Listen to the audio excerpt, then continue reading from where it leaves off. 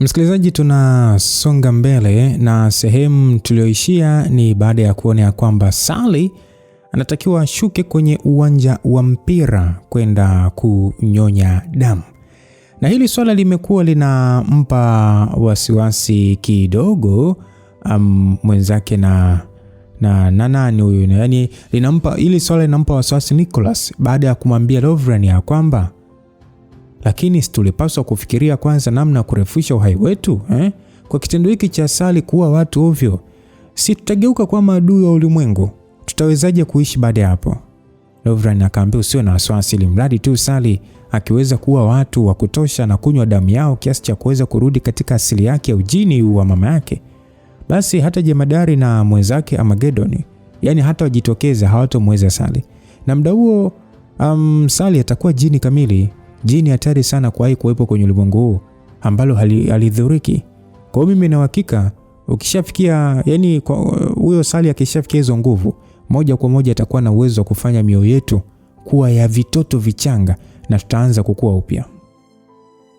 Baada ya hayo maelezo ya Lovren, Nicholas alijikuta akielewa mpango wa Lovren na kukubaliana nao. Sasa unadhani ni kipi ambacho kitaendelea? Langu jina ni Lucas Lumbasi na hii ni sehemu ya 128. Naomba kuona like yako pamoja na comment kama upo pamoja nami kwenye hii simulizi mwanzo mpaka mwisho. Sasa bwana, tunasonga mbele. Ni kwamba miaka ile jini abisi lilipaswa kutumia damu kwa ajili ya kurudisha nguvu zake, ili baada ya hapo kuweza kurefusha uhai wa Lovren. Sasa wakati huo jini abisi amekwisha kufa, na Sally ambaye ni mtoto wa jini abisi ndiye pekee aliyebakia kwenye ulimwengu huu ambaye nguvu zake hazina kizuizi. Hivyo aliamini kwamba limradi tu Sally atakunywa damu kwa wingi, kuna uwezekano akafikia nguvu alizokuwa nazo mama yake, na kupitia nguvu hizo ataweza kurudisha ujana wake. Ingawa yote hayo yalibaki kuwa nadharia tu, kwa sababu hawakuwa na njia nyingine haraka. Waliipa nguvu hiyo nafasi, wakitumaini pengine wanaweza kuishi maisha marefu. Sasa wakati wakiongea, uwanja wa mpira ulikuwa umejaa maiti zilizotapakaa. Ndani ya muda mfupi Sally alikuwa ameshageuka shetani na kuua maelfu ya watu. Nicholas alizidi kuwa na wasiwasi mara baada ya kuhisi msisimko wa Sally ukizidi kuongezeka. Akasema kwamba hii speed ya uwezo wake kuongezeka mbona inatisha sana Lovren asije akishakuwa na nguvu akakataa kututambua. Lovren akasema kwamba usio na wasiwasi, yule ni binti yangu, tumefungwa na damu, hivyo mawasiliano yetu ni ya kimawazo zaidi tangu mwanzo. Wakati ule alivyokuwa amechoka, mimi nilishapanda unyayo wa nafsi yangu kwake. Hata awe jini katili lenye kiu ya damu kiasi gani, hawezi kunisahau baba yake. Labda tu aiharibu nafsi yake na kugeuka zombie. Nicholas akasema ndio maana alionekana kuwa mtiifu sana. Lovren akasema unajua miaka ile mama yake alihitaji damu ya watu bilioni 1 kwa ajili ya kurudisha nguvu zake. Lakini binti yangu mpendwa yeye ni wa dunia hii hivyo hatohitaji damu nyingi. Hili jiji lina watu zaidi ya milioni 20. Kwa hiyo tukiua wote hapa na akanywa damu yao itamtosha kabisa kugeuka jini. Ingawa hatakuwa kama abisi, itatosha kabisa kumfanya kuwa na nguvu ya kufagia ulimwengu. Basi Nicholas kusikia hivyo alijikuta akiwa na hali ya kujiamini, akiona namna ambavyo uwezo wa Sally ulikuwa ukiongezeka. Hata hivyo wakati huo eneo la uwanja lilikuwa limegeuka machinjio ya binadamu. Sally alikuwa ni kama malaika wa kifo. Alikuwa ameacha kuua kwa mikono yake. Badala yake macho yake yalitoa miale ya kijani, na ikigusana na mwili wa mtu huyo alianguka pale pale na kukauka kabisa, tena kwa muda mfupi sana. Sababu hiyo pekee ilimfanya kuua kwa kasi sana, na hakuwa na hatia hata kidogo machoni pake. Vifo vya watu wengi katika uwanja huo vilisababisha jiji lote kuwa katika taharuki. Ving'ora vililia, mifumo ya ulinzi ikatoa ishara za tahadhari kwa ajili ya kuwaweka watu katika hali ya dharura. Wengi walianza kukimbia kuelekea pande zote, wakijaribu kuokoa maisha yao kwa kukimbia miji mingine.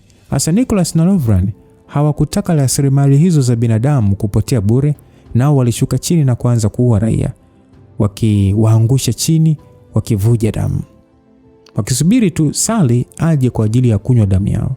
Ndani ya chini ya saa moja tu, maeneo mengi ya jiji yalikuwa yamejaa maiti.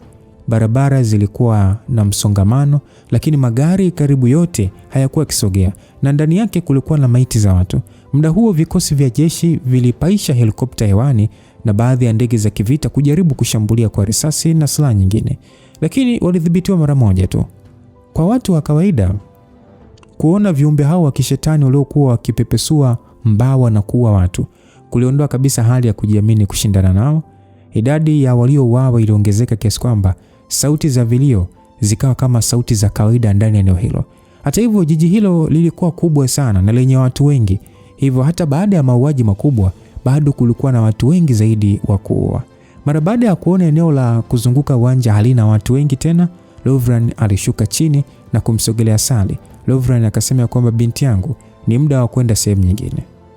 Hasa muda huo nywele za Sally ambazo mwanzoni zilikuwa ni ndefu na nyeupe zilikuwa zimebadilika rangi na kuwa za kahawia iliyokolea, huku zikicheza kama vile zina uhai.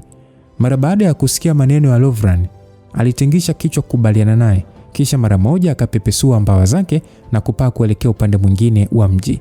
Nicholas akasema kwamba pumzi yake imebadilika kabisa, yani unadhani ni nguvu kiasi gani anahitaji zaidi? Lovran akiona tabasamu la uovu akasema hii ni nguvu kidogo tu na hajaua hata watu milioni 1. Na mimi hapa matamanio yangu ni kuona akiua watu milioni 20. Nafikiria sije atakuwa na nguvu ya namna gani. Nicholas akasema sawa. Basi wataalamu hao wawili wa kale mara moja walimfuata nyuma wakimsaidia Sally kuvuna uhai wa watu. Sehemu aliyofika ilikuwa na msongamano wa nyumba ndogo ndogo. Asilimia kubwa ya maeneo hayo yalikuwa na wakazi wenye maisha duni sana. Ndio maana nyumba zao zilikuwa zimerundikana pasipo mpangilio wa kueleweka. Mara baada ya kufika eneo hilo na kumuona Sally akipepesua mbawa zake za kishetani akishuka na kuwa watu zaidi ya 100 waliokuwa sokoni, watu wote walitoa vilio vya kukata tamaa na kulaani. Basi watu walikuwa na sasa wale waumini wakawa na hisia kwamba huo ni mwisho wa dunia, kwamba malaika wameshuka. Kwa hiyo baadhi ya waumini wa dini ya Kikristo walianza kupiga makelele, wengine wakisubiri kunyakuliwa, wakiamini mwisho wa dunia umefika na kwamba kwa wao wasio na dhambi Mungu angewanyakua na kuwapeleka sehemu salama. Hata hivyo, unyakuzi ulionekana kuchelewa, kwani Sally aliendelea kuua hata wale waliokuwa wakisali wakisubiri kunyakuliwa. Katika kadamnasi hiyo ya watu waliojawa na taharuki, alionekana mwanamke wa makamo aliyembeba mgongoni binti wa miaka 7 au 8 hivi, naye alikuwa akikimbia kwa kasi mno kujiokoa. Hata hivyo, mwanamama yule alishindwa kupambana na kundi la wenye nguvu, kwani mara baada ya kupigwa kipush alijikuta akidondoka chini na mtoto wake kutoka mikononi mwake, akianza kulia kwa nguvu sasa.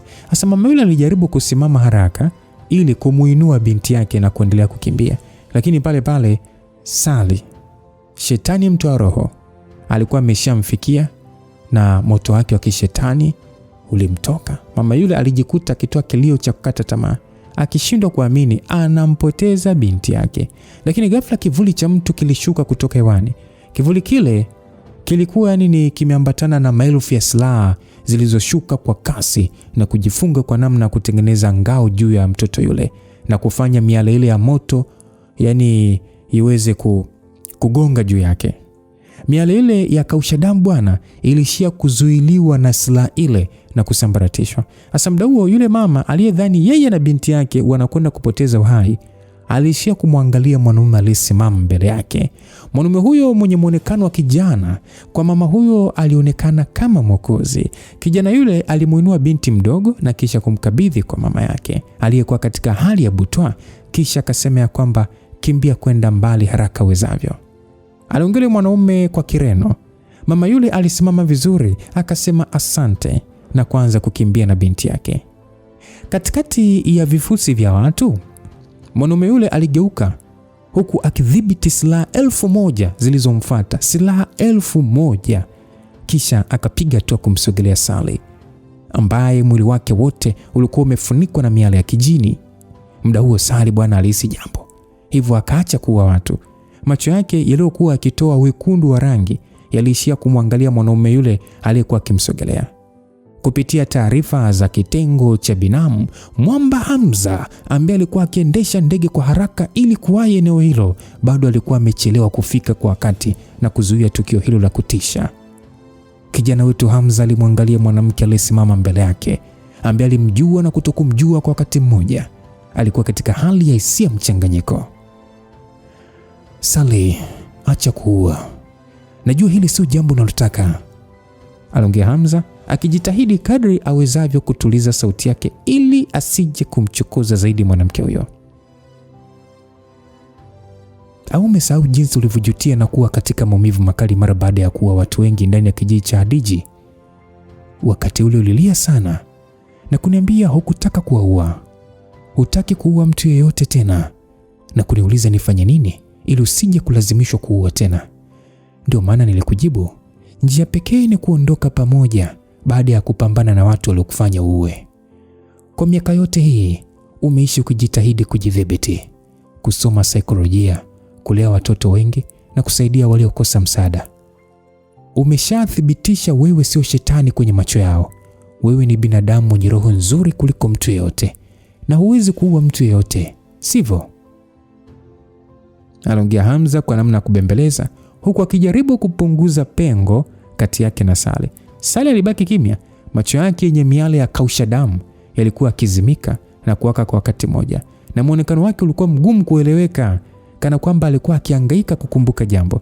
Lakini muda huo kimondo cha shetani kilishuka kutoka juu angani na kumsogelea Hamza. Hamza haraka alikwepa shambulizi lile na kusogea umbali wa mita 50 au 60 hivi. Shimo kubwa lilijitengeneza ardhini. Lovran na Nicholas pale pale walishuka chini na kutoa kwa kishindo, wakimkinga Sally katika upeo wa mwili wa Hamza. Sasa Nicholas akasema kwamba, "Oh Lucifer, you are sure audacious. A single person dares to obstruct our great plan." Aliongea Nicholas akimwambia Hamza kwamba hakika ni shupavu kwa mtu mmoja tu kutaka kuharibu mipango yao mikubwa. Asa Lovran akasema kwamba, "Niliwaza kwa sababu wewe ndiye uliyemlinda binti yangu na kumfanya endelee kuwa hai mpaka sasa.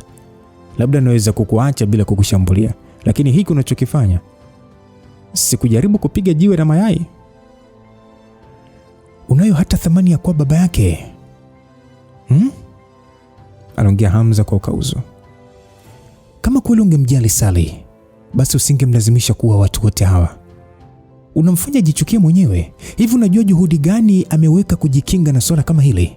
Lakini wewe badala ya kumlinda ndio unamuingiza kula sikutaka." Lovlan alicheka akasema, "Kijana, hakika una mtazamo wa kitoto sana kijana. Sally sio kiumbe anayepaswa kufungiwa katika ulimwengu huu mdogo wa kibinadamu. Usipomwacha kunywa damu na kuua watu, ni sawa na kumng'oa meno chui na kumfungia kwenye kibanda cha chuma. Ni kwa sababu yeye ni binti yangu. Ndio maana mimi nina nia na nguvu ya kuhakikisha anaishi katika uhalisia wake." Anyway, ingawa sijawahi kuwa baba, mimi bado ni mtoto. Najua baba anemfanya mtoto wake kuteseka, huyo hastahili kuwa baba. Ingawa mpaka sasa sijui hasa ni jambo gani unapanga kufanya, lakini unachotakiwa kufanya ama unachokifanya ni kwa sababu ya hofu ya kifo. Ndio maana unamlazimisha Sally kufanya vitu asivyopenda. Aliongea Hamza, kisha pale pale akamgeukia Sally akamwambia kwamba, "Sally, hebu amka, huo sio uhalisia wako." Sally mara baada ya kuambiwa hivyo alijikuta akitoa ukelele mkubwa. Yale maumbo ya mwanga ya nyota kwenye macho yake yaliwaka zaidi. Alishika kichwa chake kwa nguvu kana kwamba alikuwa katika maumivu makali. Basi Lovran akasema kwamba, "Hebu ona unavyomtesa binti yangu mpendwa." Aliongea Lovran huku ishara ya mwanga wa unyayo wa nafsi ikiamka, na mara moja akanyosha mkono na kumshika Sally kichwa. Akamwambia kwamba, "Binti yangu mpenzi, usimsikilize huyo binadamu na upumbavu wake, sawa? Binadamu ni chakula chako cha kukuongezea virutubisho vya mwili tu. Hawa wanataka kuendelea kukutawala. Ndio maana wanaogopa ukiwa na nguvu. Hebu fikiria ni matendo mangapi ya maumivu binadamu amekufanyia." Sally kusikia hivyo, mwili wake ulitetemeka kama vile alikuwa akivuta kumbukumbu ya matukio mabaya ya kuumiza. Hasa pale pale uso wake mara moja ulibadilika na kuwa wa ukauzu na ukatili. Lovran kuona vile alitabasamu kwa kuridhika na kisha akasema kwamba, "Safi sana. Hivyo ndivyo inavyotakiwa. Tumia hasira yako na haribu hizo nafsi za binadamu wasio na faida kwako." Basi Sally macho yake yalipoteza hisia mara moja, na pale pale alifyatuka na kusogelea kundi la binadamu waliokuwa wakijaribu kukimbia. Hata hivyo, katika hatua hiyo Hamza asingekubali tu kuona jambo hilo likitokea mbele yake. Alijua fika kwamba Sally akiua watu wengi sana itakuwa ni ngumu kwake kurudi kuwa binadamu wa kawaida. Sasa muhimu zaidi, alijua kama wataalamu wa mapigano wakitokea katika eneo hilo wataishia tu kumuua Sally bila huruma. Hamza alimjua Sally tangu akiwa mdogo. Hakuwa na nia ya kumuumiza yeyote. Ni kupitia yeye aliweza kumbadilisha Hamza kwa kumtoa shimoni na kumweka kwenye mwangaza. Matendo yake yote ya kuua yalikuwa ni kwa sababu akili yake siku zote ilidhibitiwa na watu wabaya. Ingawa nia yake ilikuwa ya upole, watu hawakumuona hivyo. Sasa kuona mpaka hatua ya baba yake kutaka kumuingiza katika mateso yale, Hamza angeruhusu vipi jambo hilo? Basi Hamza alipiga kelele akimuita Sally na alitaka pale pale kusogea kumzuia Sally, lakini aliweza kuhisi nguvu ya msisimko wa giza ikitokea kutoka nyuma yake. Hamza alijikuta akikwepa mashambulizi mawili ya mishale ya giza. Lovran na Nicholas pale pale walimzingira Hamza pande zote. Nicholas akasema kwamba Lucifer, umepigana vita vingi sana. Nadhani huwezi kuwa mjinga kuamini unao uwezo wa kudili na sisi wote wawili, au nadhani muda ule sikuwa na nguvu za kukushinda? Hamza akiwa katika hali ya ukauzu, naye aliongea kibabe, akasema kwamba hata kama haukutumia nguvu zako zote, kwa hiyo nini sasa Kwa ajili ya ndugu na marafiki waliokufa pamoja nami kwenye vita, ni aina gani ya hofu ishawahi kunizuia kupiga hatua? Ni adui gani nishawahi kumogopa ndani ya ulingo? Lovran akasema, kijana, unajiamini sana na ndivyo inavyotakiwa. Hata hivyo inasikitisha, hatuna muda wa kupoteza na wewe kwa sasa. Sisi tunapaswa kumsaidia Sally kuua watu.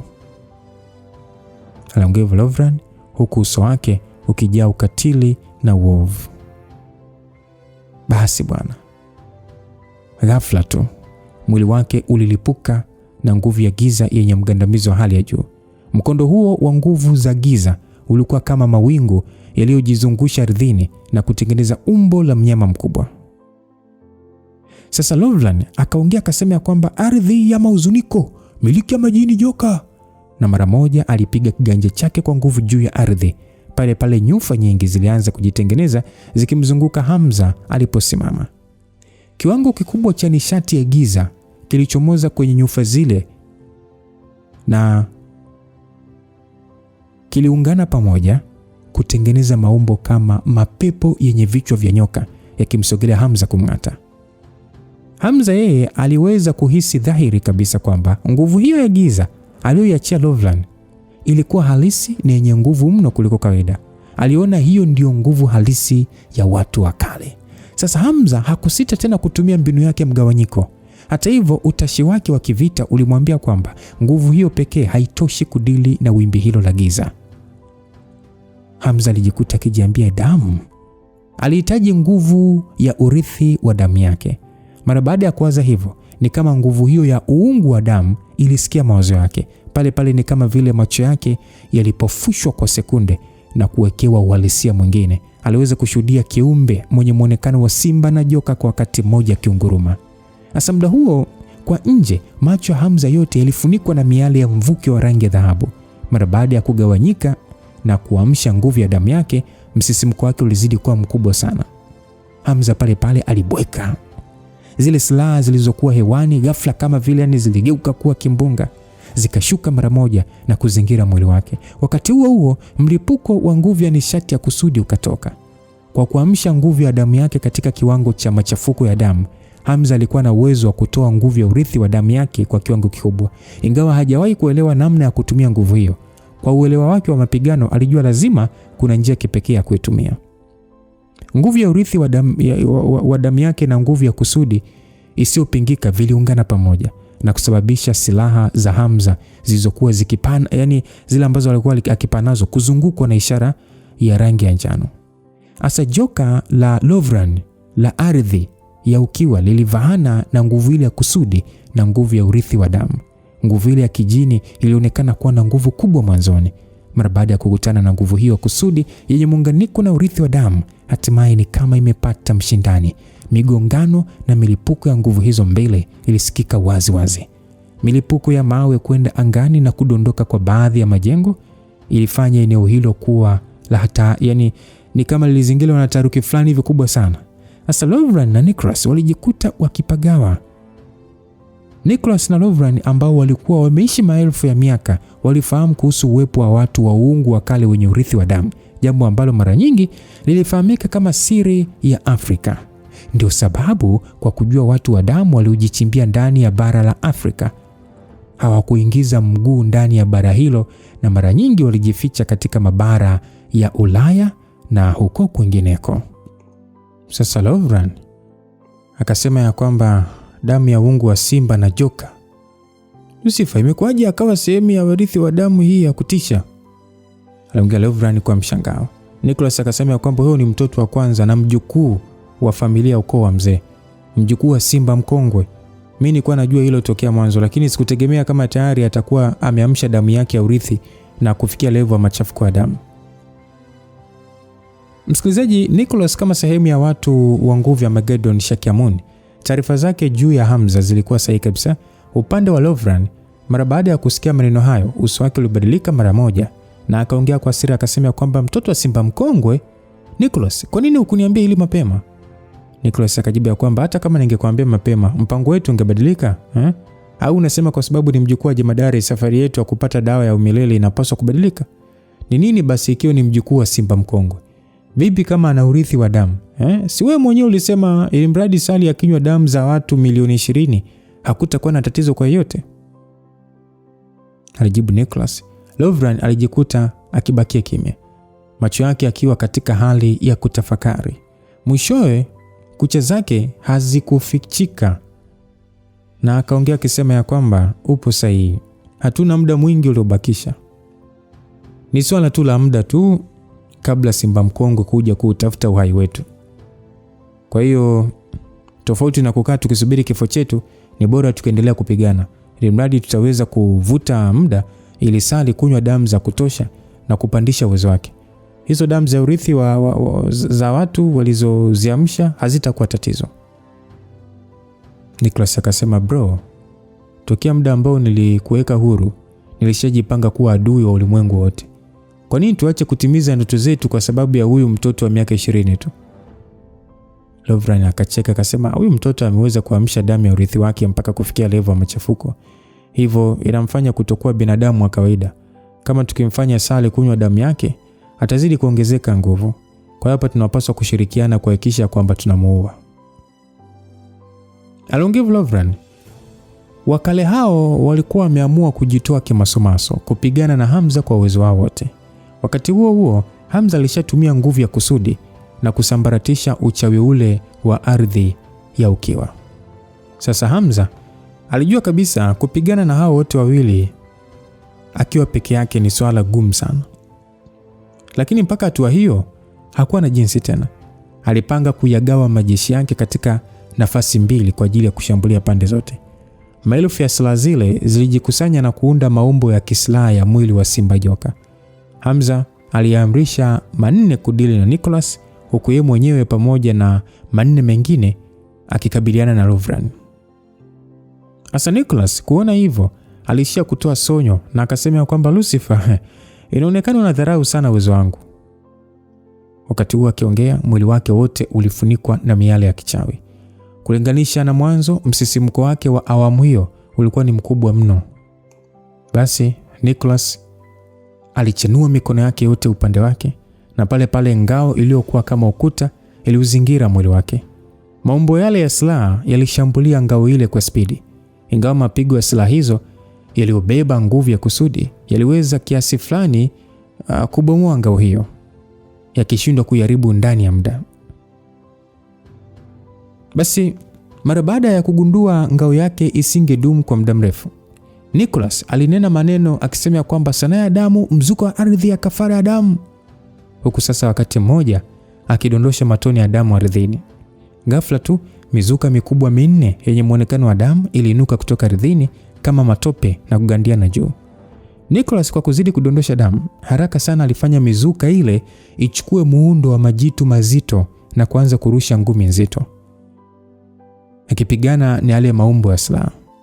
Mizuka ile ya kijant ni kama ilitifuana kisawasawa na maumbo yale ya silaha na kufanya silaha zile kufyatuliwa na kupaa angani kwa kuachiana.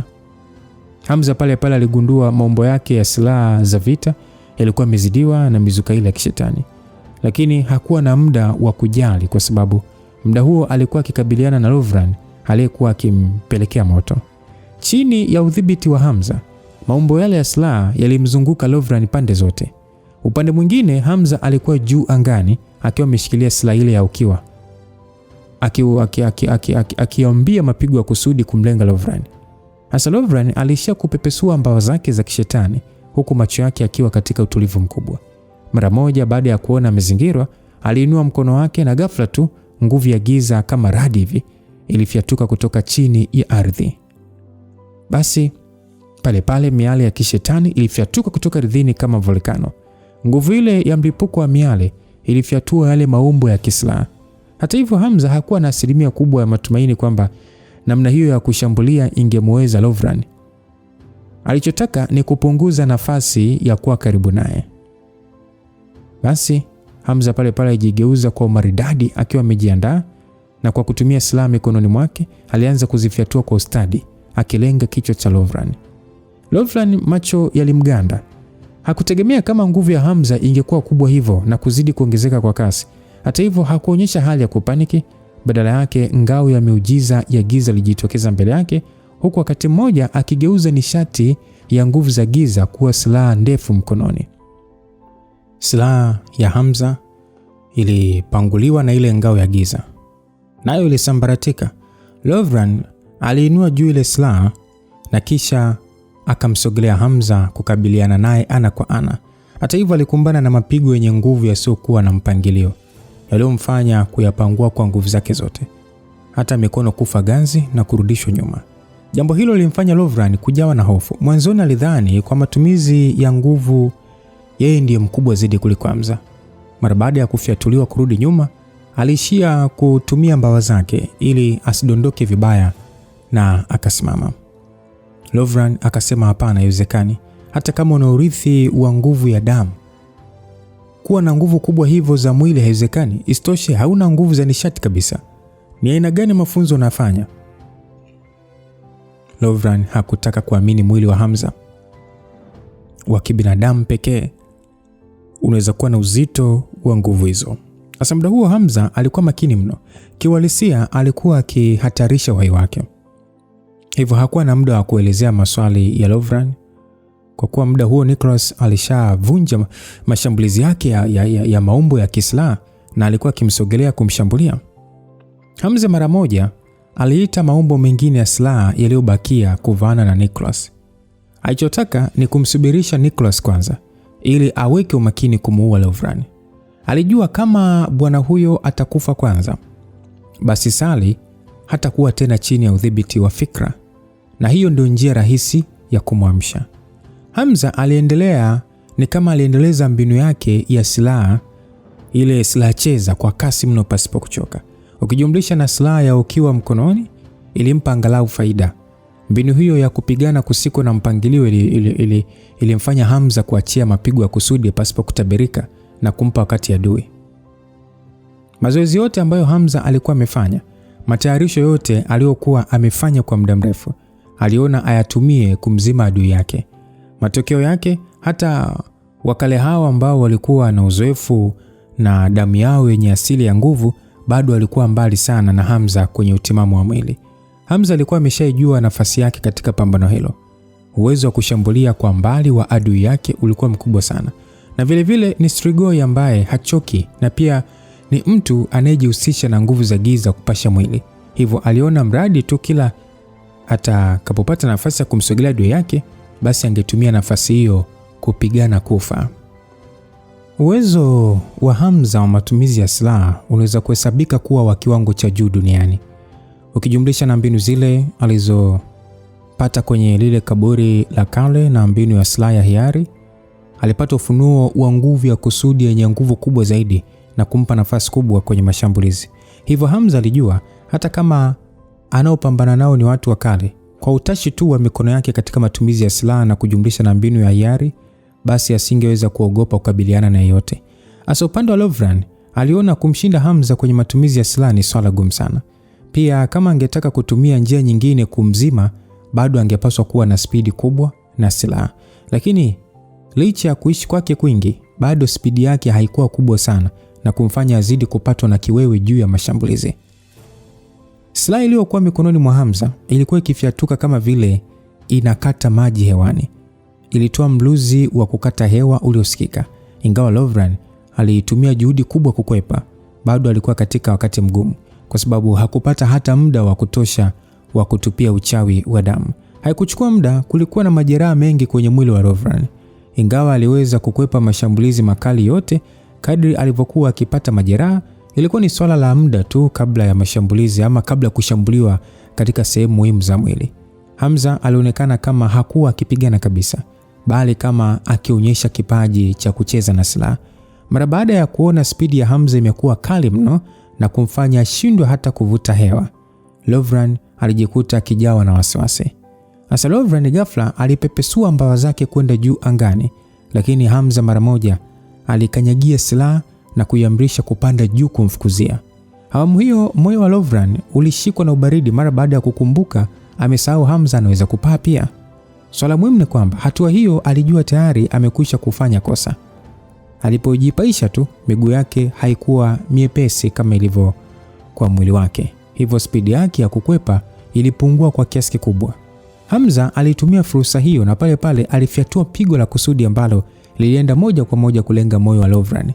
Katika hatua hiyo ya hatari, Lovran aliishia kupepesua mbawa zake za kijini na kumsogelea Hamza karibu zaidi kwa namna ya kumkinga. Kitendo kile kilifanya uono wa Hamza kuathirika. Alijaribu kutumia silaha kujilinda na wakati huo huo alirusha silaha yake mbele. Hamza aliweza kuhisi silaha yake ya kukabiliana na nguvu ya giza imekwisha kumpiga Lovran, huku mbawa za Lovran zenyewe zikimpiga. Mwili wa Hamza ulisukumwa nyuma kwa hatua kadhaa kutokana na mgongano huo. Kutokana na kuamka kwa damu yake na kujilinda kwa nguvu ya kusudi, hakuumia hata kidogo. Ila Lovran upande wake alikuwa na jeraha kwenye mbavu zake.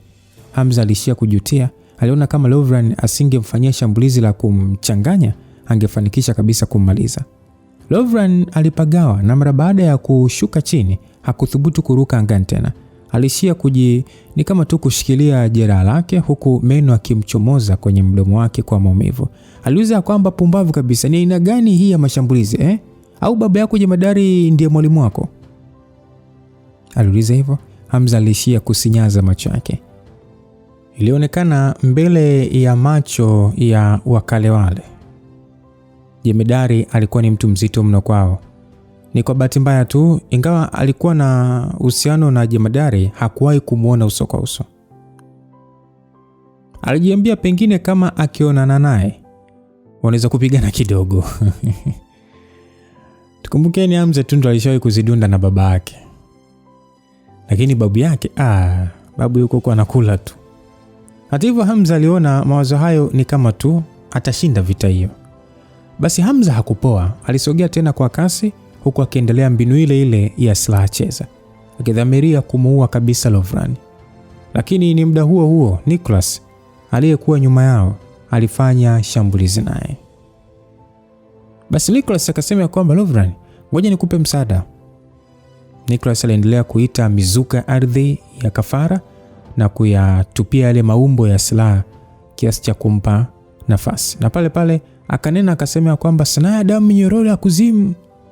Pale pale ni kama ardhi iliibua minyororo yenye kutu kutoka ardhini na kumsogelea Hamza kwa kasi. Kutaka kufunga miguu yake ndicho kilichokuwa kinatakiwa kufanyika. Hamza kuona hilo hakuwa na jinsi zaidi tu ya kufuatua mwili wake kwa sarakasi, akikwepa minyororo hiyo zaidi ya 10. Alijua kama ingemfunga angelazimika kudili nayo na ingempa nafasi Lovran kushambulia. Hata hivyo Lovran alichukua faida ya nafasi hiyo na kusogea mbali na Hamza. Pale pale alitengeneza mkandamizo mwingine wa nguvu za giza na kutupia mbele ili kumzuia Hamza kumsogelea. Basi Lovran akasema kwamba Nicholas, unafeli sana. Aliongea Lovran kwa kuchukia mara baada ya kuona Nicholas anatumia muda mrefu kudili tu na maumbo ya silaha. Nicholas kwa kujitetea akasema kwamba bro, ushaona mwenyewe nguvu ya kusudi ya Lucifer ilivyo. Nguvu yake ni kubwa mno, kwa hiyo usipokuwa makini anaweza kugeuza majivu huyu muda wote. Lovran alishia kukunja sura. hata alikubali kwamba alimdharau Hamza. Kama isingekuwa wepesi wake tu, pengine angekwisha kupoteza uhai kwa kuuliwa na Hamza. Basi Nicholas akaonya akasema kwamba Lovran, ongeza umakini. Mwili wa Lucifer ni mgumu mno na ana spidi kubwa. Mashambulizi yake pia ni sumu. Ingawa uwezo wetu ni mdogo kuliko yeye, lakini kama tunataka kufanikiwa, hatupaswi kufanya makosa. Nicholas alionya huku akidhibiti minyororo mingine na kuamsha mizuka kujaribu kukabiliana na Hamza. Mpaka hatua hiyo ni kama walihitaji kwanza muda wa kujua namna ya kudili na Hamza. Mwanzoni Hamza alivyokuwa tu kwenye mgawanyiko waliona ilikuwa ni rahisi kudili naye, lakini muda huo akiwa pia anatumia nguvu ya urithi wa damu yake iliwapa pressure mno. Lovran aliishia kumwangalia Hamza aliyekuwa akikabiliana na mizuka ya kijini na kuisambaratisha. Kisha akaongea kwa sura ya kutokuamini. Akasema kwamba yani ni wazi kabisa hana nishati zozote mwilini, lakini anatupelekesha hata sisi ambao tumefikia level ya uamsho wa uungu. Isije ikawa kwa kutumia nguvu ya kusudi tu damu yake imempatia nguvu ya mwili maradufu. Lakini kwa mbinu gani za kuwa na nguvu ya kusudi pasipo nishati za mbingu na ardhi? Sijawahi kusikia hii kabisa bwana. Basi Nicholas akasema kwamba huyo hana nia ya kupigana na sisi tu, ila mpango wake ni kutuua kabisa. Hii haina ubishi, ukiburi wake wa kutokukubali kushindwa ni kama alivyo babu yake tu. Muda huo Hamza alikabiliana na mzuka mwingine wa ardhi na kusambaratisha kwa silaha yake ya ukiwa. Kisha pale pale aliwasogelea wataalamu hao wa kale kwa mara nyingine. Hamza alikuwa amesikia maongezi yao, ingawa hakukuwa na mabadiliko katika sura yake. Moyo wake ulikuwa katika mtafaruku. Ligeuka kwamba level za mabwana hao zilikuwa ni za uamsho wa uungu. Level ya uamsho wa uungu maana yake ni ufunuo wa zaidi ya mwili. Yaani sana kusema kwamba ni ufunuo wa zaidi ya upeo wa kidunia. Kwa mtu yeyote level hiyo ni kama swala la kufikirika. Ni sawa na mtu kukuambia kuna ulimwengu mwingine uliojificha mbele ya upeo wa macho yako, lakini unakataa kwa kusema kwamba hakuna sayansi ya kuthibitisha hilo. Kulingana na kile Hamza alichojifunza kutoka kwa master wake Master Black, alikuwa na uelewa kidogo sana juu ya uamsho wa fikra. Inasemekana kwamba baada ya mvuna nishati au mwanafunzi yoyote kufikia level ya ufunuo mkuu, mwili na roho huungana na kuwa kitu kimoja. Baada ya maendeleo kuzidi kuwa bora, matokeo yake mwili unakuwa sehemu ya nishati ya mazingira. Ukiwa katika hatua hiyo ndipo hupata ufunuo unaokutoa katika upeo wa level wa dunia na kukuweka katika hali ambayo asili inabadilika. Yaani ni kama asili inaubariki mwili na kukupa uwezo wa kuishi maisha marefu. Sasa katika mafundisho, kazi ya nguvu za kiroho si tu kumpa mtu nguvu, bali ni kuondoa vumbi la asili na kujaza mwili kwa nishati safi. Ni kitendo ambacho hufanyika kwa wakati mmoja, lakini hufanikiwa tu endapo mhusika atakuwa na spidi kubwa ya kujisafisha na kuingiza kipya. Yaani kwa lugha nyepesi, level ya uamsho si njia ya kuvuna nishati ama kuitumia, bali ni ule uamsho mtu anaopata juu ya kuelewa nini maana ya nishati ya mbingu na nini maana ya nishati ya ardhi. Katika hatua hiyo, roho hujitawala, mwili hujitawala na nafsi hujitawala, na vyote hufanya kazi pamoja. Hata hivyo, Hamza kuweza kushindana na watu hao katika level hiyo ilionyesha kwamba na yeye pengine yupo katika level sawa na wao, na mshindi ndiye angekuwa zaidi. Lakini bado Hamza alijiuliza, kama wao wapo katika level hiyo, je, jemadari atakuwa katika level ipi? Kwa kufanya mpaka wataalamu wa level ya uamsho kumwogopa. Au alikuwa amekuisha kupaa juu angani na alikuwa nje kabisa ya mwili, nafsi na roho. Na hadhibitiwi na asili ya elementi 5 za ulimwengu. Mambo hayo yote yalipita kichwani mwa Hamza. Hata hivyo hakutaka kufikiria zaidi kuhusu nguvu za jemadari, wala hakutaka kufikiria kuhusu level ya uamsho. Mara moja aliweka umakini wake na kuanza kuchunguza udhaifu kati ya Lovran na Nicholas. Strigoi hao wote wawili ni sawa tu na kuwaita wa majusi, kwa sababu mmoja alikuwa ni mjuzi wa miujiza ya giza na mwingine alikuwa ni muujiza wa uchawi wa damu. Kama angekuwa anapigana na mmoja pekee, ingekuwa rahisi kwake kutumia silaha cheza kukabiliana naye ili kutompa nafasi ya kushambulia na angalau kupata namna kudili naye. Hata hivyo, kwa wote wawili kushambulia, asingeweza kutumia mbinu hiyo hiyo kwa sababu angeweza kushambulia pia kwa nyuma. Kwa namna kujipambanua, aliona faida yake kubwa ni kuwa na nguvu ya kusudi. Kwenye matumizi yake, maadui zake hawakuwa na jinsi zaidi ya kujihami. Mara baada ya mfululizo wa mawazo, Hamza mara moja alifanya uchambuzi wa haraka. Kulingana na ukweli na uzoefu wa kivita aliokuwa nao, pale alijawa na wazo moja pekee: kuwakutanisha. Hamza aliamini njia pekee ya kuweza kuepuka mashambulizi ya pande zote ni kuhakikisha mabwana hao wanashambulia wote wakiwa mbele yake katika eneo moja, na si kumzunguka. Lakini bado swali lingine likampata, ni kwa namna gani atawafanya washambulie pasipo ya kumzunguka? Na Hamza mwenyewe alijua kabisa ilikuwa ni ngumu sana kuwazuia wataalamu kama hao ambao uzoefu wao wa mapigano ni wa kimilenia. Mara baada ya kufikiria kwa muda, alijikuta aking'ata meno yake kwa nguvu na kupanga kuipa changamoto zaidi mbinu ya silaha ya hiari ili kuona kama anaweza kuitumia kwa zaidi ya uwezo wake. Sasa Hamza aliamrisha silaha zake zilizokuwa zimezagaa angani na kuzishusha kama mvua, kulenga Strigoi hao. Nguvu ya kusudi iliyokuwa imebebwa na silaha ilikata anga na kutoa sauti kali kama vile shoti za umeme. Basi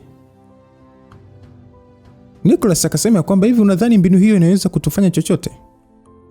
Aliongea hivyo huku sasa akiamsha ngome ya donge la damu. Mbinu hiyo yenye nguvu ya kinga ya damu iliweza kuwafunika na kuwakinga wote wawili. Lakini sasa muda ule ule waligundua walikuwa wamekosea. Kwani juu ya kichwa cha Hamza, kundi lingine la silaha lilibukia. Ingawa hazikuwa nyingi kama zilizokuwa zikiwaangukia, bado zilikuwa ni nyingi. Basi Hamza alikuwa ametoa kundi lingine la silaha kutoka kwenye pete na kushambulia Strigoi hao. Mabwana hao walijikuta wakipagawa na kujiuliza, silaha zote hizo zinatokea wapi? Mara baada ya kuona Nicholas anashindwa kuhimili wimbi hilo la pili la silaha, Lovran aliona achukua hatua. Pale akasema ya kwamba ngao ya kuzimu. Basi muda huo kizingia cha nguvu za giza kiliibuka na kutengeneza weusi mzito wa ngao juu, kilikuwa ni kama juu yao hivi, na kikakinga wimbi lile la mvua ya silaha kabla kinga ya damu ya Nicholas haijaribika. Hata hivyo, Hamza alijua mashambulizi ya aina hiyo yasingeweza kuwaletea matatizo watu hao. Malengo yake hayakuwa ile kuwashambulia, bali kitu kingine. Pale alikusanya umakini wake na kudhibiti zile silaha zaidi ya 1000 zilizokuwa angani. Zilianza kuzunguka kwa kasi kubwa mno, zikipingana na kufanya eneo hilo sasa liwe kama tohara ya kisilaha. Nicholas na Lovran walijikuta wakiwa katika wakati mgumu. Ingawa silaha hizo hazikuwaumiza, walishindwa kufanya chochote zaidi ya kujilinda, kwa sababu zilikuwa zikizunguka kwa kasi bila mpangilio. Silaha hizo hazikuwa kama bunduki, zilikuwa zimebeba nguvu ya kusudi ambayo madhara yake si utani. Hamza mara baada ya kuona amedhibiti kujongea kwao, tabasamu lilijionyesha kwenye uso wake. Ukweli ni kwamba kwenye ulimwengu wa pete, silaha zilizokuwepo zilikuwa nyingi mno, zaidi ya maelfu. Kadri ambavyo uwezo wa hiari wa Hamza utakavyokuwa mkubwa, itampa nafasi pia ya kutawala silaha nyingi zaidi. Muda huo Hamza ni kama alikuwa ameimarika sana. Kitendo cha damu yake ya urithi kuamka kilifanya ubongo wake kuimarika kila siku, sambamba na nguvu yake ya kiroho. Hivyo kwake kutawala silaha zaidi ya 3000 aliona jambo rahisi mwanzoni, lakini sasa alikuwa ameenda mbali zaidi na kutumia zaidi ya silaha 3000. Akazidisha mpaka kufikia 5000, jambo ambalo lilihitaji kiwango kikubwa cha nishati. Hata hivyo, kwa matumizi ya nguvu ya hiari ya namna hiyo, Hamza alijua hana muda mrefu ataweza kuendelea kutawala silaha nyingi namna hiyo. Lakini kwa kutumia silaha hizo, alifanikiwa kuwabananisha Strigoi hao na kuwazuia kumzunguka. Juu ya vifusi vya uharibifu, Silaha hizo zilikuwa zikizunguka kwa namna ya ajabu kweli kweli. Lovran na Nicholas walijikuta wakipambana nazo kiasi cha kuhisi kwamba ni kama sasa wanaenda kuchoka. Waliishia kutumia nguvu zao za kujihami, wakikinga na kukwepa silaha hizo. Hata hivyo walishindwa kujikinga nazo zote kwa sababu zilikuwa nyingi sana na zikiwasogelea kwa kasi, zikishindwa kuwapa nafasi. Macho ya Hamza yalikuwa yameweka umakini katika kutafuta nafasi ya kuwashambulia. Na mara tu baada ya kuiona aliruka. Miguu yake kwa maridadi kabisa ilikanyaga kwenye silaha zilizokuwa zikijifyatua angani na kumfanya aonekane kana kwamba anapanda ngazi kwenda mbinguni. Mara baada ya kufika juu katika usawa wa alipo Lovran na mwenzake, Hamza alidaka silaha kubwa kama mkuki iliyokuwa ikimsogelea. Kitendo cha kuishikilia tu kiligeuza mwili wake juu chini, na pale pale alipiga mbizi kurudi chini kwa kasi. Silaha ya Hamza ilienda moja kwa moja kusambaratisha ile ngao ya Lovran. Sekunde baada ya kutua chini, alipiga sarakasi ya kujikunja kwa nyuzi 180, kisha akafanya shambulizi lingine la silaha. Shambulizi ambalo ni hatari sana. Kilichotokea ni kwamba Lovran alijikuta akishikwa na kiwewe. Katika mapigano ya aina hiyo, alikuwa ni mweupe sana mbele ya Hamza. Kitendo cha ngao yake kuharibika tu kilimfanya kuwa katika wakati mgumu. Sasa Lovran alitumia uwezo wake wote kujaribu kukwepa, lakini alikuwa amechelewa. Silaha ya Hamza ilishambulia kifua cha Lovran na kusababisha damu nyingi kumtoka, huku ngozi yake ikitengeneza jeraha kubwa kiasi cha kuonyesha mbavu. Haikujulikana ni lini Lovran alipata maumivu makali, lakini jeraha hilo lilikuwa kubwa mno kwake. Aliishia kutoa kelele mkubwa wa maumivu kiasi cha makucha yake kuchomoza. Na Hamza mwenyewe hakutaka kupoteza nafasi hiyo. Mara moja alijipindisha akidhamiria kushambulia tena ili kukata kichwa cha Lovran. Nicholas muda huo na yeye alikuwa amezingirwa na rundo la silaha na alikuwa katika wakati mgumu wa kuungana na Lovran. Hivyo alikuwa ni kama ilikuwa ni nafasi nzuri sana kwa Hamza. Hata hivyo Hamza aligundua bado alikuwa amechukulia poa nguvu za wakale hao, kwani muda ule nguvu kubwa ya kinishati ilimkumba na kumfanya kutokuwa na jinsi zaidi ya kukabiliana nayo, huku wakati mmoja akishindwa kabisa kusogea. Hamza alichoweza kuona muda huo, macho ya Lovran yalionekana kana kwamba yakiungua na moto, huku akitokwa na moshi mzito uliofanya aonekane kama matundu ya tanuru la moshi. Lovran alimtukana Hamza, akasema, pumbavu zako wewe mtoto, unajitafutia kifo. Lovran alikuwa amekasirika mno kwa kiwango kikubwa na hakutaka tena kujizuia. Pale pale makucha yake yalirefuka na umbo la mwanga wa pembe 8 lilijitokeza chini ya miguu yake kama kivuli. Lovran aliongea akasema kwamba jini wa anga za mbali. Aliongea kwa nguvu sana, kama kichaa. Macho yake, pua yake, mdomo na masikio vyote vilianza kutoa moshi mzito na kuelekea angani. Moshi ule sasa ulijikusanya kama mawingu juu ya hewa, na ghafla tu boriti ya radi ilifyatuka kutoka juu mawinguni na kushuka chini. Sekunde ambayo radi ile ilimshukia na kuvaa mwili wake, nguo zake zote zilichanika na misuli yake ya mwili ikavimba. Meno yake yalirefuka zaidi. Macho yake yalionekana kuwa na mchanganyiko wa wekundu na weusi, na kubwa zaidi, nguvu kubwa ya giza iliutawala mwili wote wa Lovran. Hamza kuona vile, moyo wake uligeuka mzito. Ingawa alijua Lovran alikuwa na uwezo mkubwa wa kuita majini, katika hatua hiyo alishindwa kabisa kumzuia kutumia uwezo wake huo. Mara baada ya nguvu ya jini kumvaa, mkandamizo wake ulikuwa ni mkubwa mno, na ilikuwa ni ngumu hata kwa Hamza kumsogelea karibu. Ingawa uwezo wa kuita majini na kutumia nguvu za giza usingeweza kuwa mkubwa kama aliokuwa nao Magnet wa kule kisiwa cha barafu aliyekuwa akimlinda Postman, Hamza alijua ni kwa namna gani nguvu hiyo ya giza huongezea nguvu ndani ya muda mfupi. Kabla hata Hamza hajafikiria namna kukabiliana na Lovran, aliweza kushuhudia tayari Lovran alishameza nguvu yote ya jini, na ghafla tu alifyatuka na kwenda angani. Ngurumo kubwa ya kutisha ya nguvu ya jini iliweza kumtoka Lovran, ikiambatana na nishati iliyomfanya Hamza kuona ni kama anafunikwa na tsunami. Lile kundi la silaha zilizokuwa zikielea angani zilifyatuliwa mbali. Uwezo wa Hamza wa kutawala silaha hizo pia ulivunjwa. Kitu ambacho Hamza kutegemea ni kwamba mara baada ya Lovran kutawaliwa na jini, mbawa zingine zilionekana kwenye mwili wake, tofauti kabisa na zile zilizokuwa nazo mwanzo. Mbawa hizo zilikuwa ni za kijini kamili. Kwa msaada huo wa nguvu ya jini, spidi ya Lovran ilikuwa imeongezeka maradufu mno katika namna ya kushangaza wakati akimsogelea Hamza. Hamza mwenyewe muda ule aligundua amekwisha kubananishwa.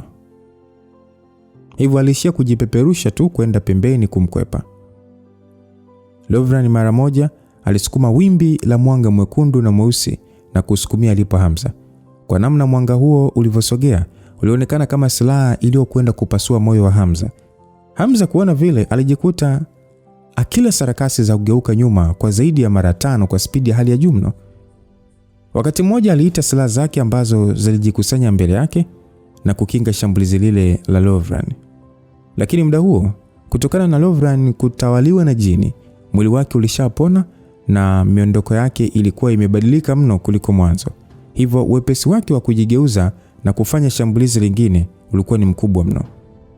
Basi Lovran alijifyatua mbele ya Hamza akiwa na makucha meusi yakiwa yamejitokeza, pale pale akilenga kichwa cha Hamza.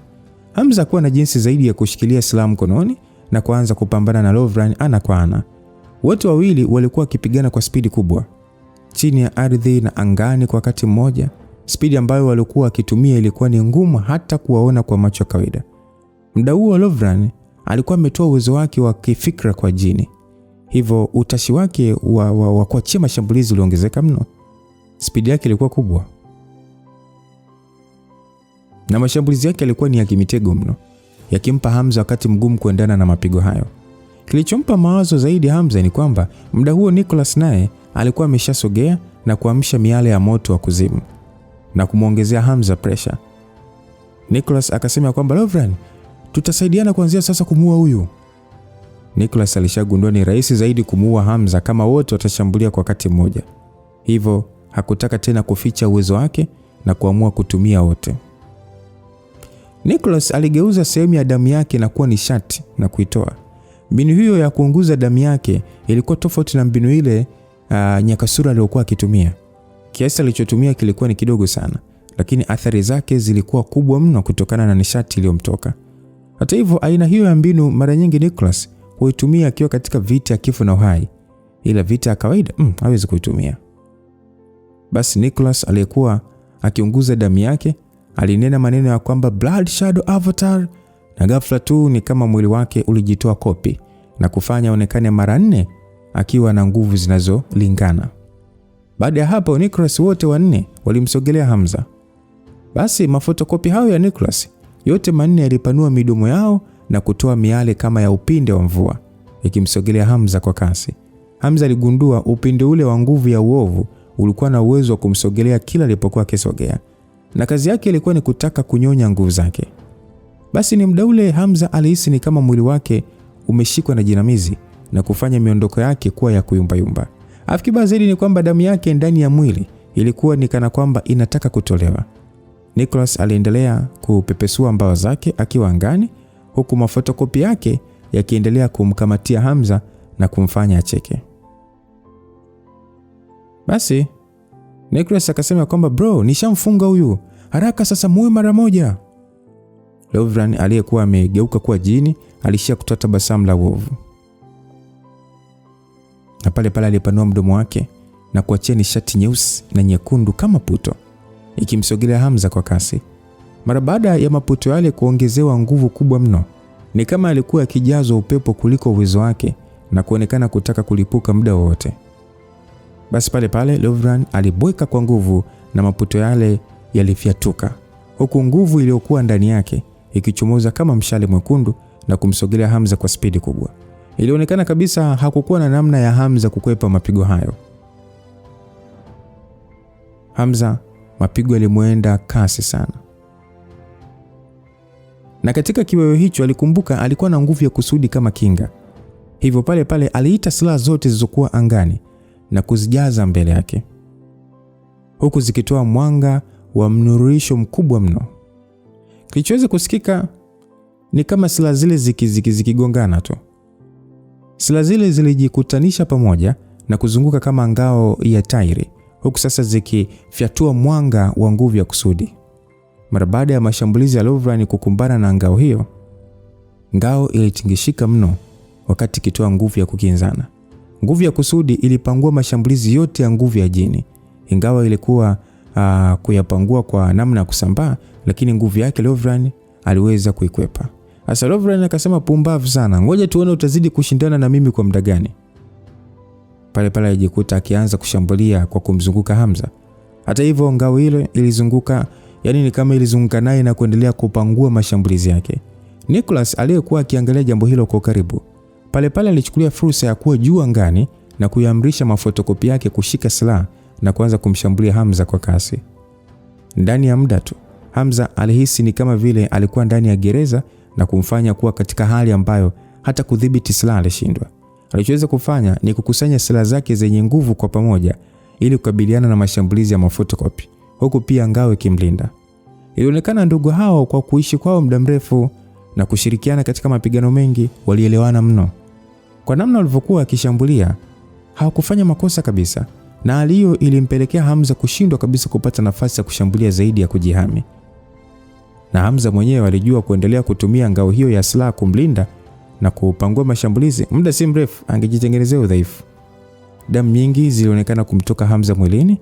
Hatimaye alikuwa amebananishwa vibaya mno na kupokea majeraha mwilini. Ukweli ni kwamba mapigo hayo yalikuwa katika kiwango kikubwa cha spidi kiasi kwamba mtu wa kawaida angeshindwa hata kujua nini kinachoendelea. Ilikuwa ni kama vile eneo hilo lilikuwa limetawaliwa na vivuli pekee ambavyo vilikuwa vinakimbizana. Sasa Lovran akasema kwamba wewe binadamu aina gani? Yaani unao uwezo wa kuhimili hata kuumia kwa kiasi hicho? Damu yako hakika itakuwa kirutubisho kizuri sana kwa Sally. Aliongea Lovran. Nicholas naye akasema kwamba Lucifer, kwa kutufanya sisi Strigoi wakale kukushambulia kwa kuzingira kama hivi, ni thamani kubwa sana kwako hata ukifa.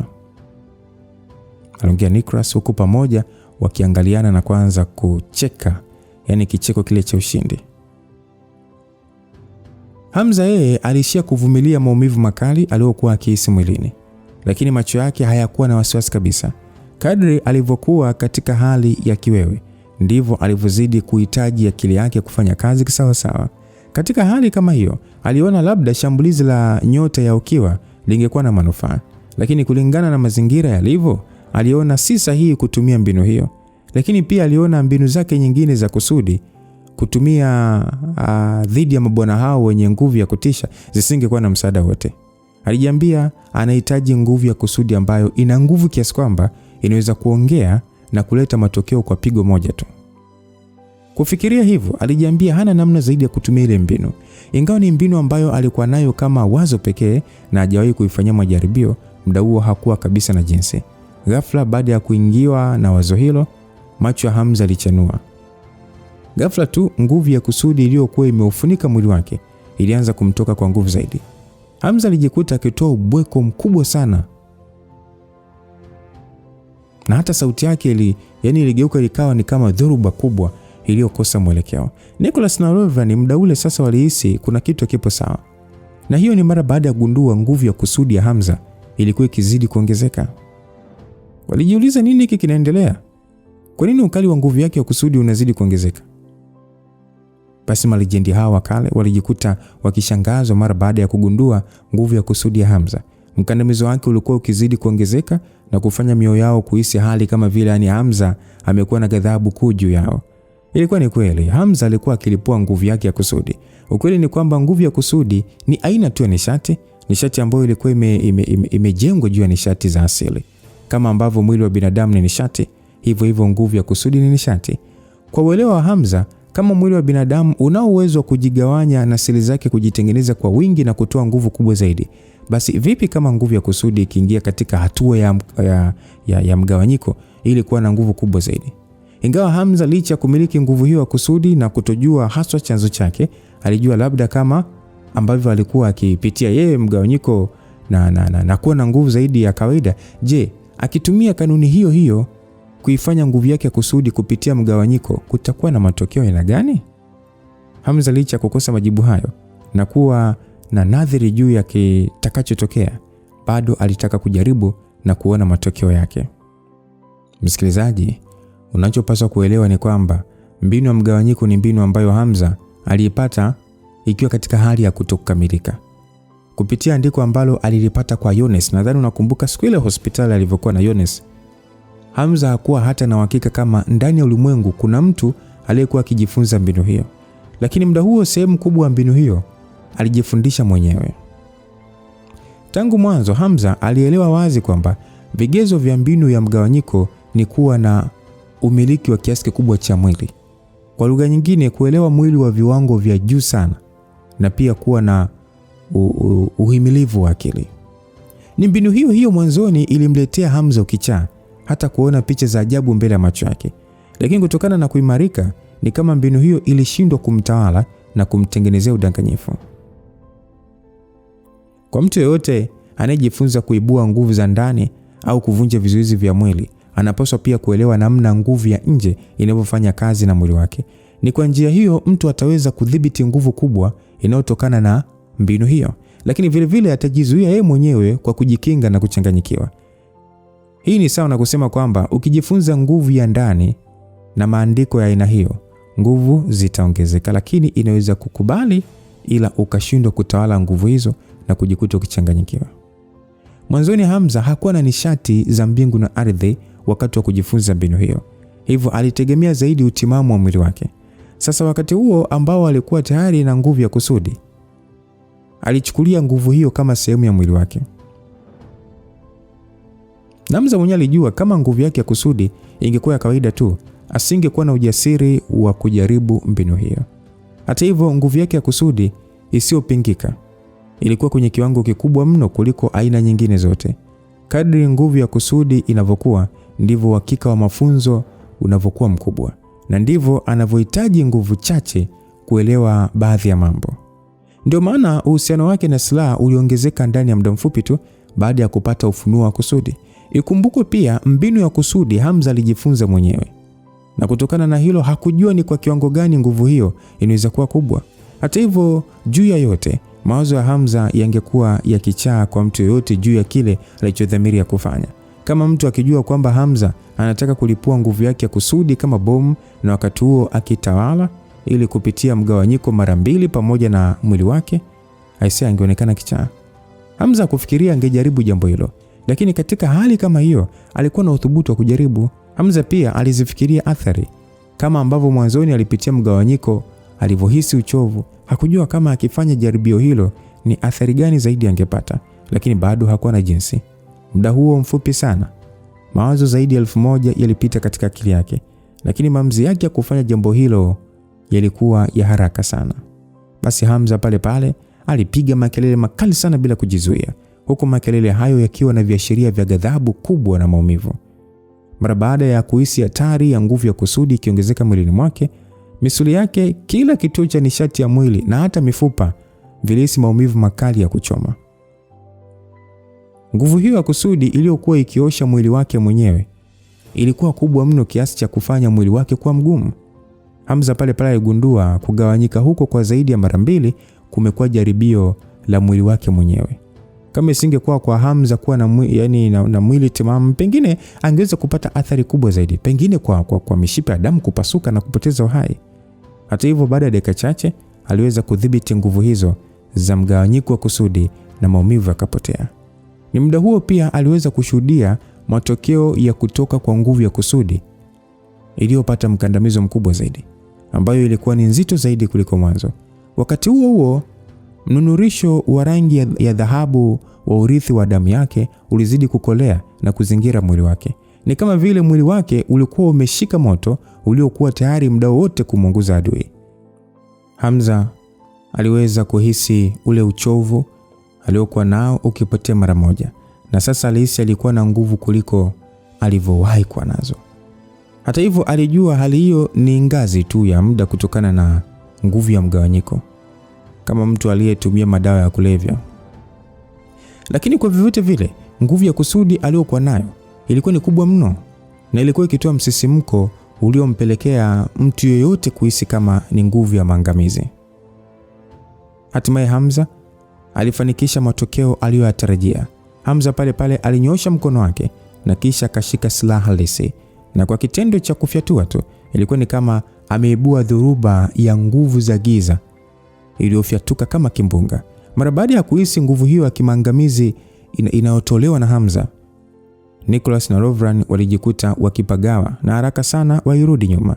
Walishindwa kuelewa nini kilichotokea mbele yao kabisa. Ni kufumba na kufumbua tu, waliweza kuona ni kama mwili wa Hamza umeota gamba lingine juu yake.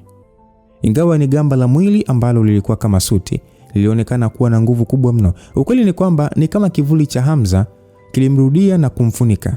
Kivuli hicho kiliendana na mwili wake kiasi kwamba hata kwa kupepesa macho tu na chenyewe kilionekana kufanya hivyo. Huo ndio ushahidi kamili ambao Hamza aliutaka, mwili wa silaha.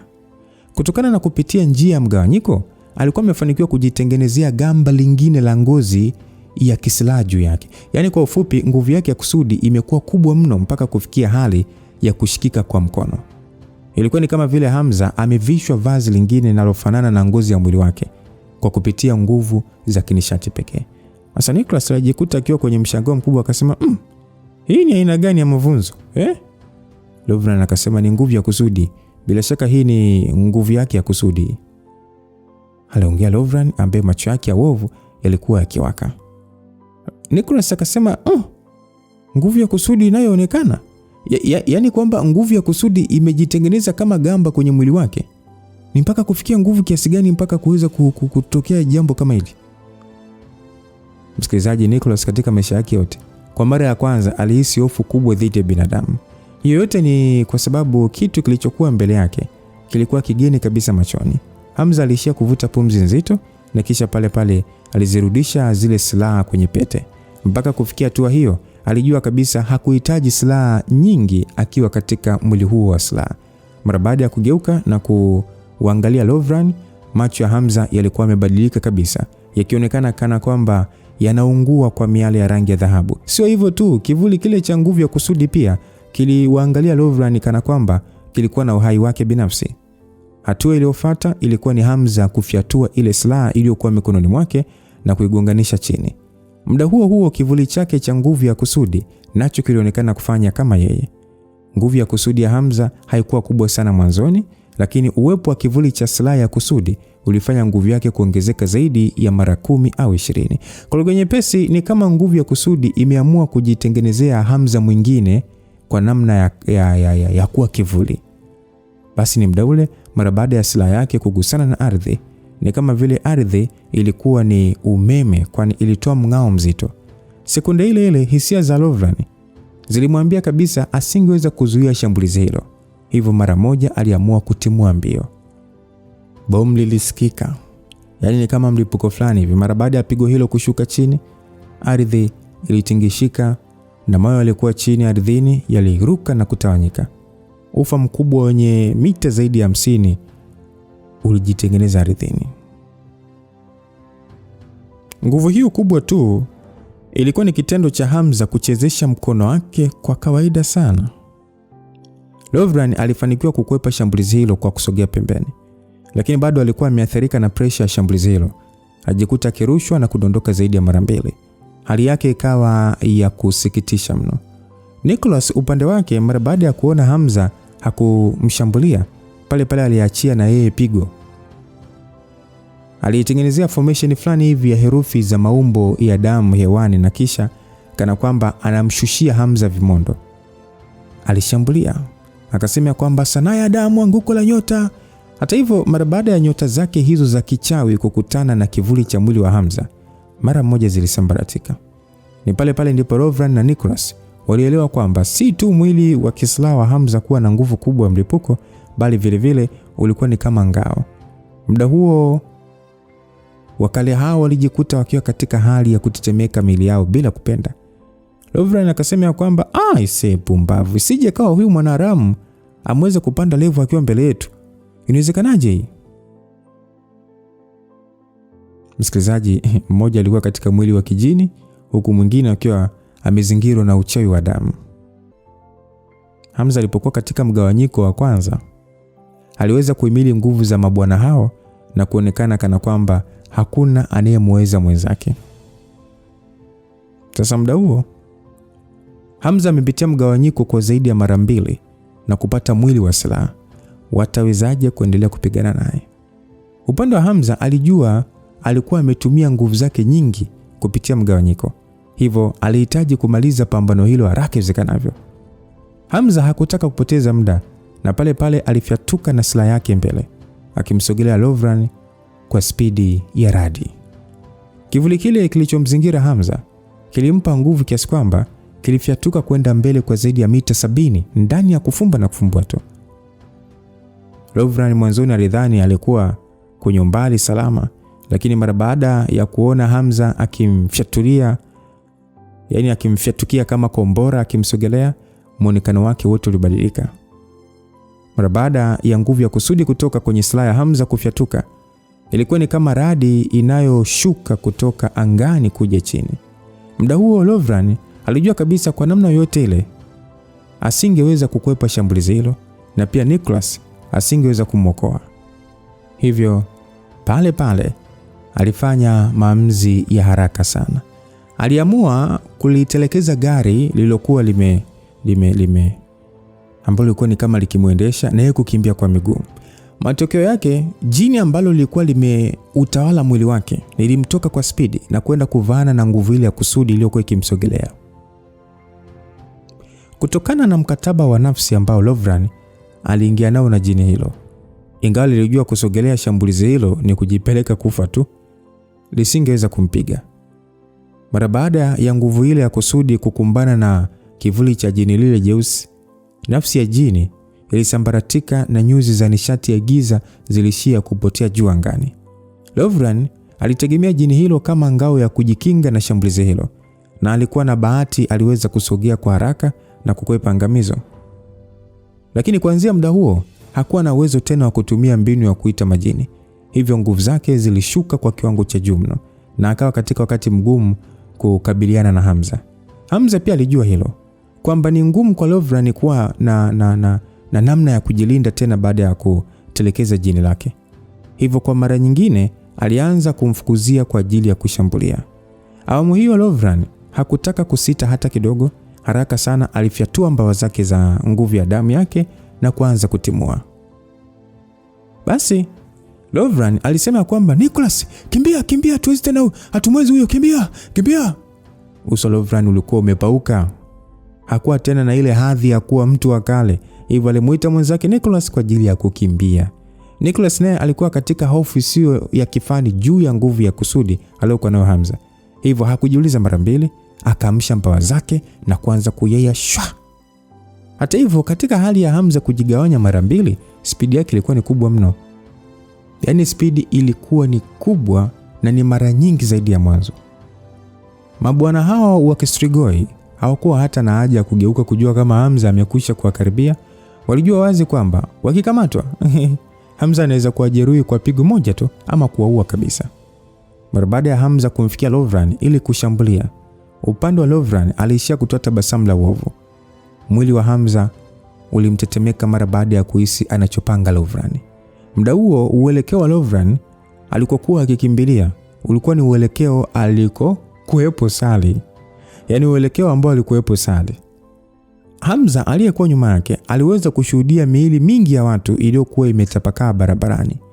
Hamza ni kama hakuamini kwamba watu wengi hao walikuwa wameuliwa na Sally kwa muda mfupi tu.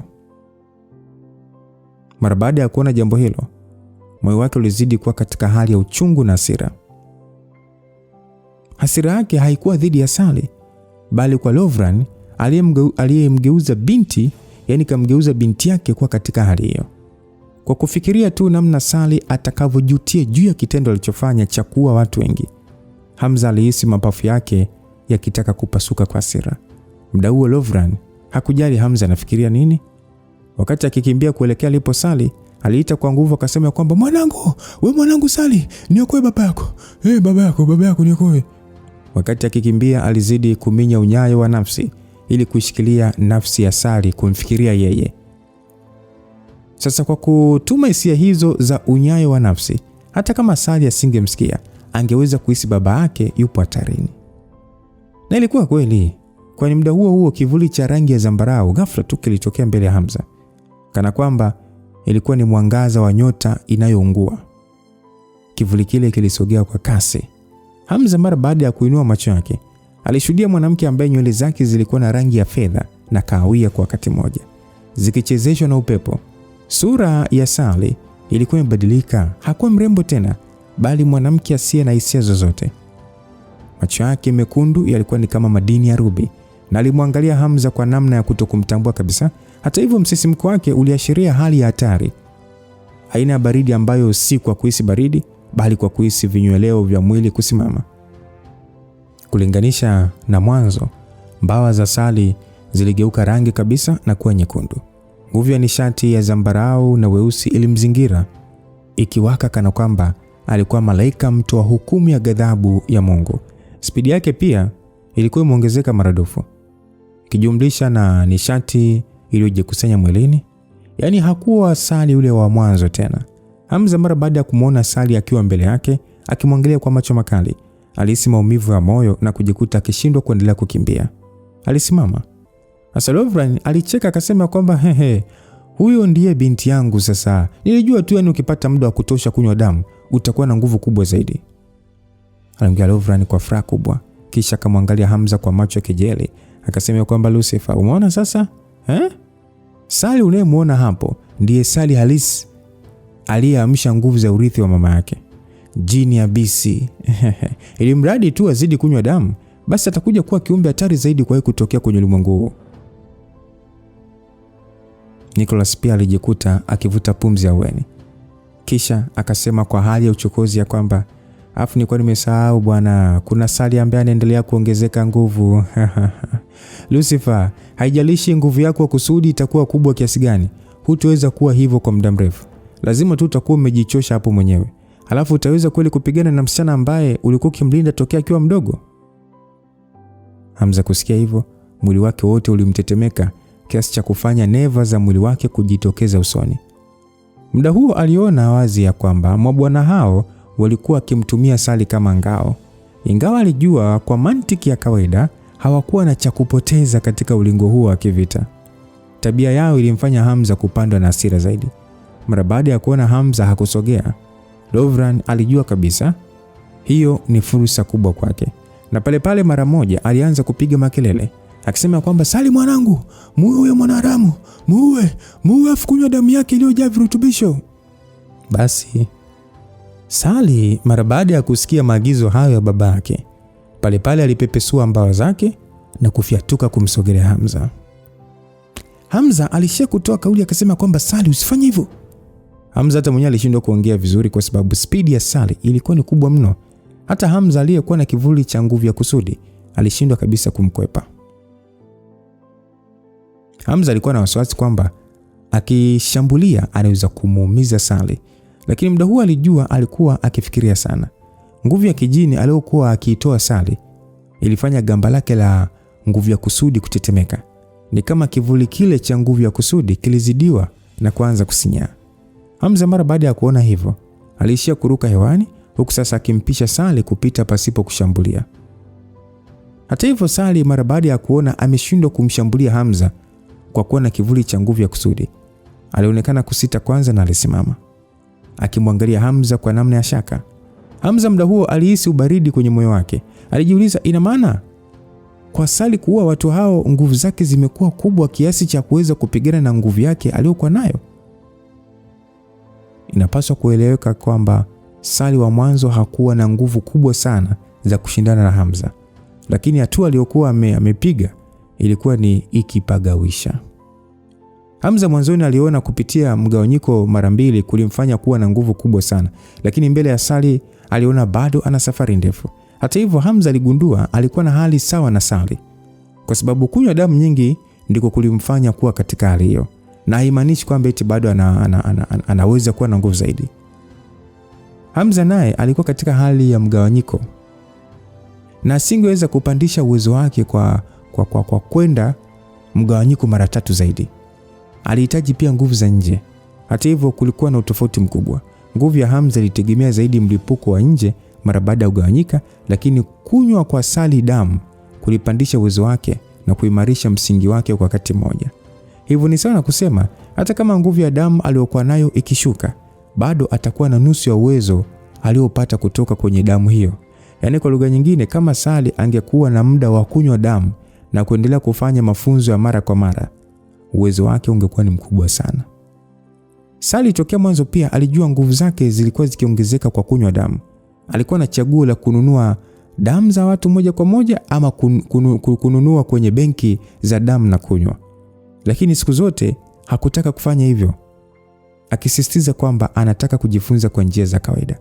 Jambo hilo ndilo lilimfanya Hamza kukubali utayari wa Sally kubadilika na kuwa binadamu wa kawaida.